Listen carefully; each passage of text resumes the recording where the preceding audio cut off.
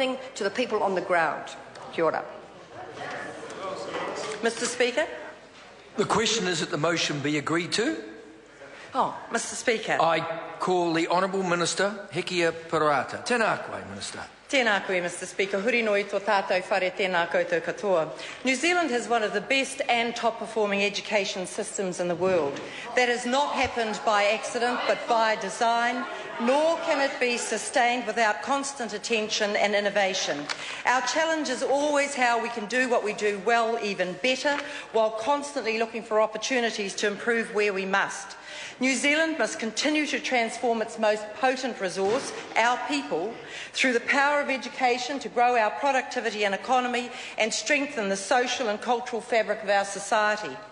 The terrible tragedy of the earthquakes, the ongoing costs in all its measures, has forced upon the people of the Greater Christchurch, Waimakariri and Selwyn areas both its consequences and its opportunities, and upon the people of New Zealand a willing obligation to support. Rebuilding Christchurch is one of 4 government priorities. Rebuilding the Greater Christchurch area restores the economic pivot of the South Island and the society and culture of its communities. Education, not just for now but for a strong future, is a critical part of the investment that our government is making. And so on 13 September, together with my honourable colleague, the Honourable Jerry Brownlee, we announced a $1 billion investment in the education provision for the Greater Christchurch, Waimakariri and Selwyn areas. That $1 billion will, over 10 years, rejuvenate, restore, consolidate the network of education options for our youngest learners to our oldest. We cannot simply put back what was there before. We must also make system improvements. And from the consultations, we were told that people wanted both a mix of tradition and newer 21st century options, diversity of choice and more equitable education outcomes. The operational realities of post-quake Christchurch, the experience of sharing and collaboration, and the innovation that has arisen have also provided insights for ongoing provision. As we embark on this 3rd stage of consultation about educational renewal, I want to take the opportunity of once again thanking schools, their boards and their principals for the leadership that they have shown, and to once again highlight the tremendous success that senior secondary students of the region showcased. Some schools have reported an increase of up to 15% in NCEA achievements, and a quarter of last year's top scholars last year came from Christchurch schools. So, how do we both build on that success and invest in raising that success for 5 out of 5 learners? Well, in October last year, we began the first round of consultation by using an online survey, forums and interactive small and public meetings on the future shape of education provision. From the over 200 responses we received, we published directions for education renewal in Greater Christchurch. In May this year, we produced yet another document which sets out further provision, but this time on the specifics. We published in July, the analysis of over 550 submissions, and in September we published the opportunities for innovation. All of these together provide the context for the 3rd phase of consultation, which we embarked on last week. The announcements included the $1 billion investment we are making over a 10-year period in 41 learning community clusters, comprising all of the learning options in a geographic community. These clusters provide the opportunity for those communities to consider what they think is their best option and to put forward their cluster plan. In addition, I announced 3 categories: restore, consolidate and rejuvenate, based on the level of activity and the level of engagement that we anticipate will be necessary for all of those. I announced that of the 215 schools, 42 have firm proposals for a change of status, from closure to merger to shared governance to complete rebuild.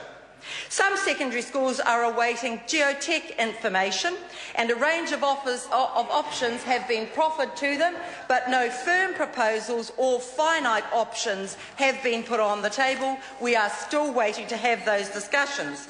Of the 173 schools not affected by these firm proposals, that is 80%, I announced that 40 would now begin repairs, 23 school swimming pools would be completed by the beginning of Term 1, and new provision would be made in Rolleston, Pegasusstown and Hallswell.